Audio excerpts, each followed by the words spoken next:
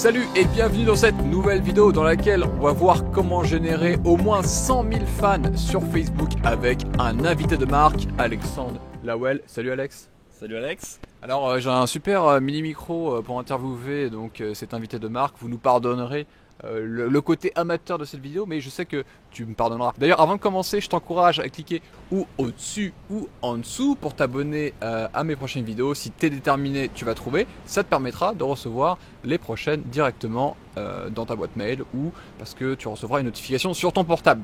Ceci étant dit, donc je propose, Alex, déjà je te remercie d'avoir accepté cette interview. Avec plaisir. Je te propose de te présenter pour ceux qui ne te connaissent pas. Qu'est-ce que tu fais dans la vie? Je m'appelle Alexandre Lawel, je suis le créateur du blog Manger Vivant, qui est un blog qui aide les gens en fait à perdre du poids ou à retrouver de l'énergie et de la vitalité. Et donc j'ai lancé ce blog il y a 2 ans, comme pour objectif en fait de partager ma passion et mon expérience. Il y a 4 ans, je pesais plus de 100 kg. Donc voilà, je partage mon expérience et tout ce que j'ai appris. Sacré changement. Ouais, ça a bien changé et surtout là j'ai une meilleure énergie, une meilleure santé. Et donc voilà, je partage mes conseils et maintenant j'ai des programmes en ligne pour accompagner les gens et voilà, maintenant j'en vis à temps plein quoi. Ce qu'il faut savoir, c'est que Alexandre donc a un blog, un programme qui s'appelle le programme Manger Vivant. Ouais. Et surtout, et c'est là l'objet de cette interview, c'est qu'il a une page Facebook. À l'heure actuelle, il y a plus de 140 000 fans. Peut-être que quand tu regarderas cette vidéo dans quelques années, il y en aura 1 million et plus, ce qu'on te souhaite. 2 millions je crois. 2 millions au minimum. Et l'idée, c'est comment est-ce que Alex s'y est pris pour augmenter drastiquement ce nombre de fans, avoir aussi un engagement, c'est-à-dire des gens qui répondent, qui participent, qui like, qui donnent des petits cœurs ou des petits smileys énervés aussi, ça peut arriver. Comment faire pour avoir cet engagement et ce nombre de fans de façon organique, et c'est ça où c'est intéressant, donc sans achat, sans acquisition en termes d'argent, de publicitaire. En fait, toi, en plus, tu achètes juste de la pub pour viser ceux qui sont déjà fans. Ouais. Mais on va revenir un peu en arrière. Comment est-ce que tu as bâti cette communauté aussi de plus en plus grande sur Facebook? Quelle était ta stratégie clé? Quel est ton désir avec ta page Facebook? C'est quoi ton but? Alors le but c'est d'impacter le plus de monde possible. Donc j'essaye de partager du contenu simple pour qu'il soit facilement partageable. Mais c'est vrai que j'ai commencé la page Facebook un petit peu, comme un débutant quoi. Je me suis dit on va faire une page Facebook pour tester. Et en fait comme ça prenait de mieux en mieux, j'ai continué.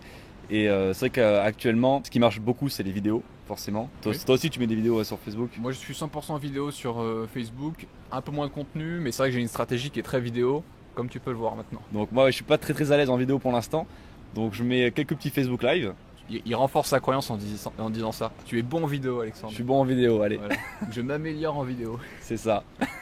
Mais du coup, par contre, je fais des Facebook Live. Oui, bah justement, j'allais rebondir là-dessus. Tu fais des très bons Facebook Live, donc en fait, ça marche bien quand même. Bah en fait, ça peut paraître bizarre, mais les Facebook Live, pour moi, c'est plus simple à faire qu'une vidéo. Pas de la vidéo en fait. Bah, c'est la vidéo, mais en fait, comme on est en direct avec les personnes, il y a un côté peut-être un peu plus stressant. Mais en fait, on est en interaction avec eux, ils nous posent des questions. Et du coup, moi, en tout cas, ça marche très bien parce que ça m'enlève de la pression. T'as pas l'impression juste de parler à une caméra, mais tu parles à des gens qui sont là et qui interagissent avec toi. C'est ça, exactement. C'est un bon conseil, ça, finalement. Si vous êtes un peu timide en vidéo, bah faites comme Alex, faites des lives, comme ça vous avez l'impression de ne pas le faire dans le vent en fait. Après, s'ils débutent vraiment, ils auront malheureusement pas beaucoup de personnes devant.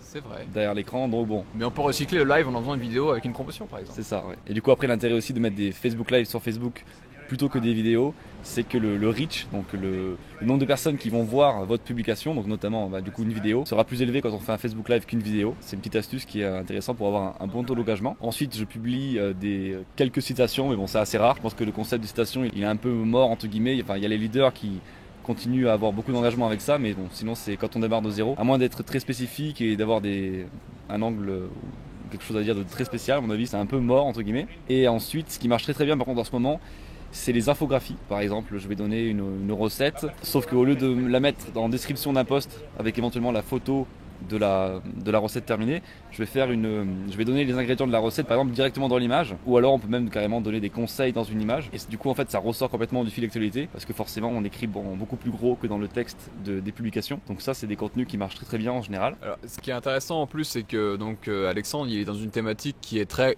concurrencé. Finalement, il y a beaucoup de gens qui font des conseils en alimentation, mais effectivement, tu as réussi à avoir une percée et augmenter très rapidement ton nombre de fans. Tu es passé de 0 à 10 000 et de 10 000 à 50 000, de 50 000 à 100 000 en combien de temps à peu près? Alors au début, je me rappelle, j'avais comme rêve des pages Facebook qui avaient 5-10 000 likes. Pour moi, c'était vraiment le top du top, donc je les suivais beaucoup. Parce qu'en fait, au début, c'est tellement lent on regarde le score au fur et à mesure, on est un peu dégoûté que ça monte pas vite. Donc je crois que j'ai atteint les 1000 ou 1500 likes au bout de plusieurs mois, en tout cas, ça c'est sûr, c'est pas venu du jour au lendemain. Et après, ce qui est excellent, c'est que c'est exponentiel. Et j'ai eu quelques buzz, notamment des vidéos qui ont fait plus de 7 millions de vues. Donc j'en ai une qui a fait 7 millions et plusieurs qui ont fait entre 2 et 4 millions. Et du coup, voilà, ça fait des gros pics de trafic. Donc, par rapport à ce que tu disais, à la fois, c'est vrai qu'il y a beaucoup de concurrence dans le domaine de la nutrition, mais aussi c'est des contenus qui sont assez virales. Sur Facebook en tout cas c'est top. Ouais. Ce qui est hyper intéressant dans la stratégie d'Alexandre, c'est que tu fais de la curation de contenu pour la plupart du temps pour les vidéos, parce que ce ne sont pas les vidéos qu'Alex crée. Tu récupères une vidéo qui correspond à ton message ou voilà, dans ton domaine,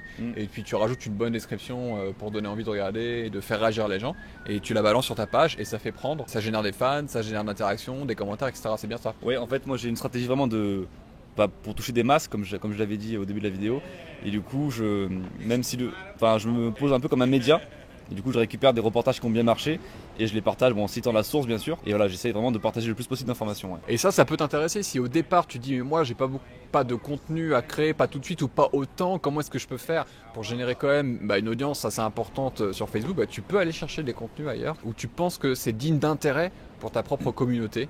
Et donc ça peut être une étude statistique, ça peut être un extrait de reportage, ça peut être plein de choses comme ça, comme ce que fait Alex pour pouvoir générer une audience massive. Donc en plus, deuxième enseignement qui est important, c'est que tu vas galérer au départ. Toi tu as galéré au départ, les 1000 premiers c'est difficile, après c'est exponentiel. Ouais. Par rapport à ce que tu disais, la stratégie donc, de récupérer éventuellement du contenu qui marche ailleurs, j'ai un super logiciel qui s'appelle OctoSuite.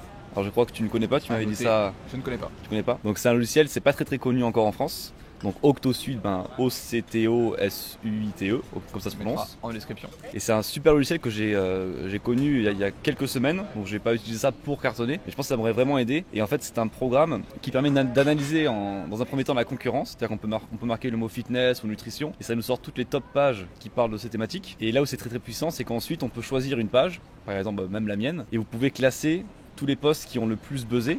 Donc toutes les images qui ont le plus buzzé, toutes les vidéos qui ont le plus buzzé, voilà, vous pouvez choisir le type de contenu et vous pouvez même choisir soit celles qui sont le plus virales ou soit celles qui ont le plus de mentions like. Et ce qui est intéressant, c'est qu'en fait, par exemple, une infographie qui a eu 3000 likes sur ma page, en général, quand on reprend cette même infographie sur sa page, bon, il faut citer les sources ou il faut se mettre d'accord, et bien en fait, les gens réagissent souvent de la même façon à un type de contenu.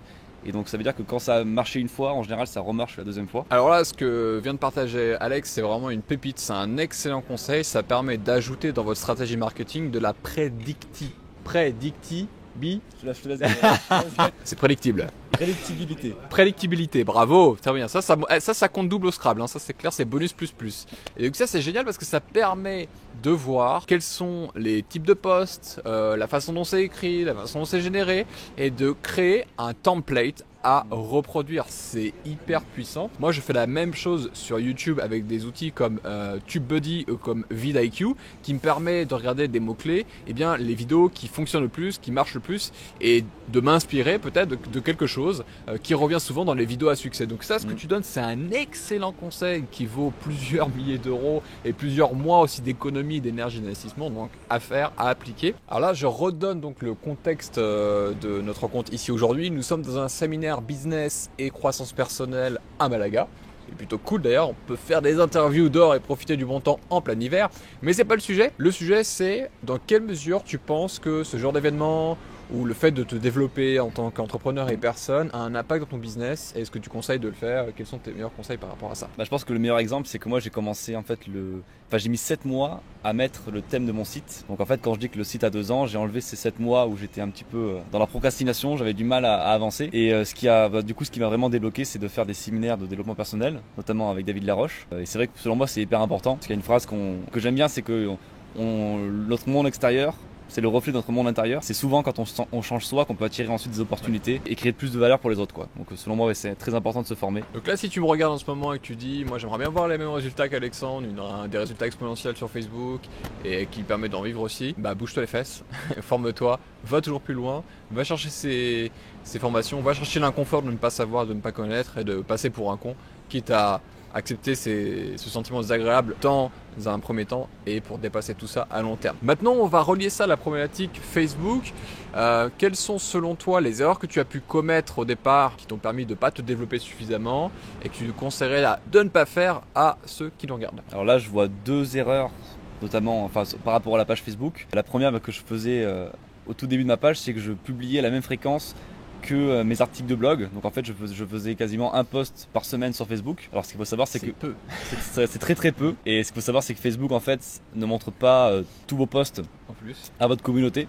Donc en fait, ce n'est pas du tout comme un article ou plutôt comme un email qu'on va essayer de ne pas. Enfin, on va pas forcément envoyer un email par jour, mais là sur Facebook, on peut vraiment y aller. Et l'idéal, voilà, c'est de publier plutôt 2, 3, peut-être 4 fois par jour, à condition bien sûr d'avoir du bon contenu à publier, parce que je privilégie toujours la qualité à la quantité. Donc voilà, donc ça c'était vraiment la première erreur, c'est que je publiais pas assez souvent. Et même actuellement, je suis entre 1 à 2 posts sur Facebook par jour, donc ce qui est pas énorme. Et sinon, une deuxième erreur que j'ai fait, c'est de ne vouloir mettre aucun investissement sur la page Facebook. Donc en fait j'ai fait que de l'organique, donc sans mettre d'argent sur ma page jusqu'à les 100 000 likes. Et c'est vrai que c'était quand même une belle performance, ceci dit. Oui, mais bon, je pense que j'aurais pu gagner du temps. Et faire mieux, plus vite, plus fort quoi. Voilà, et ça aurait été du coup un investissement et pas une dépense. Et il y a l'exemple par exemple de Kevin du blog Détox et Forme. Lui il a commencé il y a 4-5 mois, il nous avait vu à un séminaire à Marseille et maintenant il a 29 000 likes alors que sa page est toute récente parce qu'en fait il investit tous les jours. Bon, c'est pas des énormes sommes,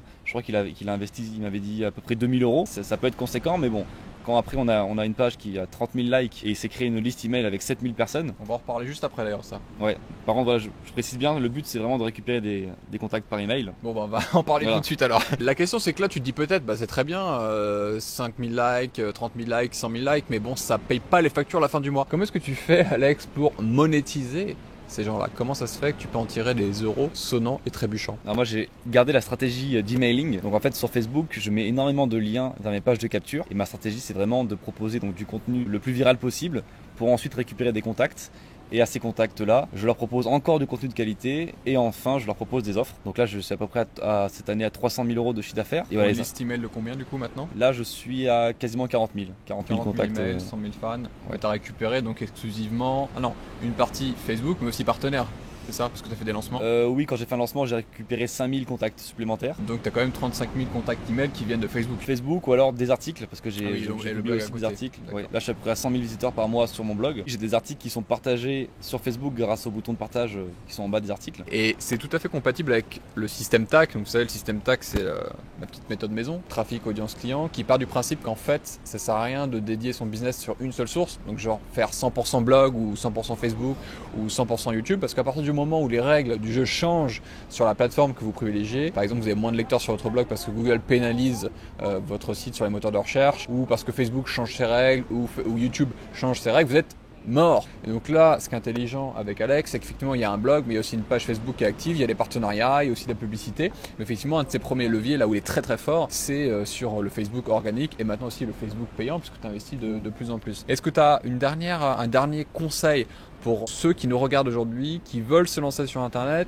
qui sèchent un peu sur leur page Facebook, qui ne savent pas quoi faire, un conseil puissant que tu pourrais leur donner, technique ou mindset, ou état d'esprit? Ce qui te paraît essentiel pour toi? Ce qui me paraît essentiel déjà, c'est de passer à l'action, de ne pas se dire je vais attendre d'avoir mes petits posts parfaits avant de les publier. Donc c'est vraiment de commencer. Et moi par exemple, si on regarde mes posts actuellement et les posts que je faisais au tout début de ma page, ils n'ont vraiment rien à voir. Et je pense que voilà, il faut vraiment commencer à publier, voir comment les gens réagissent. Et après, vous allez vous éduquer et comprendre ce qui plaît plus aux gens et ce qui plaît moins. Il faut vraiment agir et rectifier par la suite et pas attendre d'avoir une idée parfaite, quoi. Fait est mieux que parfait. Une dernière question maintenant pour toi, Alexandre. Qu'est-ce que tu fais tous les jours dans la vie que les autres ne font pas et qui pourrait expliquer ton succès? Oui, c'est une question tricky. À chaque fois, je leur mets une douille, à chaque fois je leur pose la question, ça bug. Ce que je fais, je pense, c'est je passe beaucoup de temps en fait à chercher des posts qui pourraient plaire à ma communauté. C'est vrai que c'est un peu l'inconvénient, c'est que je passe beaucoup de temps sur Facebook pour les trouver. Mais voilà, je suis souvent dans mon fil d'actualité parce que j'ai une communauté qui partage beaucoup d'informations sur la nutrition. Du coup là, je passe quand même beaucoup de temps à chercher ce qui peut plaire aux gens. Donc des extraits de reportages, des infographies, ou aussi prendre voilà, dans mon quotidien qu'est-ce qui pourrait plaire à ma communauté. Donc voilà, je pense que vraiment le truc que je fais tous les jours, c'est vraiment ça. Tous les jours, je vais être orienté vers qu'est-ce que je peux apporter à ma communauté sur Facebook. C'est excellent. C'est pas juste comment est-ce que je peux faire du business et gagner plus d'argent, c'est comment est-ce que je peux mieux servir ma communauté et agir et penser tous les jours avec cette priorité, cet objectif. C'est bien ça? C'est Ok. Bah écoute, merci beaucoup Alex. Pour te retrouver, donc on peut aller sur mangervivant.fr et sur la page Facebook du même nom. C'est ça, exactement. Merci pour ces sages paroles et ces très bons conseils. Si tu as aimé, n'hésite pas à pouce bleuter cette vidéo, à la partager massivement. Et pour aller plus loin, je te propose de télécharger ma formation gratuite pour démarrer un business internet qui te rend libre et te met à l'abri de toi et ta famille. Pour ce faire, tu cliques ou au-dessus ou en dessous. Tu vas arriver sur une nouvelle page, tu rentres ton prénom, ton adresse email et je t'envoie ça directement dans ta boîte mail. Le dernier mot de la fin, maestro? Manger vivant. Et n'oublie pas, c'est toi qui décide. Allez, ciao. Salut.